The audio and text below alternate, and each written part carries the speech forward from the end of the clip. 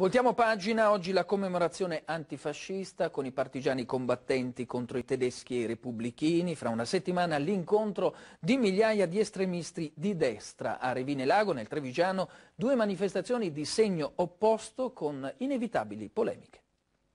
Tra lo striscione che ricorda AES e gli altri loro concetti che sono di razzismo puro, sono fuori dalla Costituzione. Da Pian delle Femmine l'altura sopra Revine Lago, dove ogni anno i partigiani di Treviso e Belluno si incontrano per ricordare la lotta antifascista di Agostino Piol, arriva l'appello alla mobilitazione in difesa della resistenza contro il raduno europeo dell'estrema destra che si svolge ormai da anni proprio a Revine. A preoccupare gli ex combattenti lo striscione inneggiante al gerarca nazista Hermann Hesse, apparso a Pieve di Soligo, nella terra dove combatterono le brigate Tollot, Mazzini e Piave, un allarme da non sottovalutare.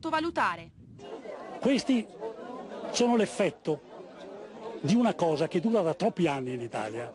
Abbiamo dei governanti che da 15 anni, 20 anni hanno tentato di tutto per cancellare la storia vera dell'Italia. Questi non hanno ancora digerito il fatto che ci sia stata la Resistenza, che ha mandato a casa i Savoia, che ha creato, che è arrivata a fare la Repubblica e che ha fatto la Costituzione italiana. La memoria dei testimoni che si fa appello ai più giovani.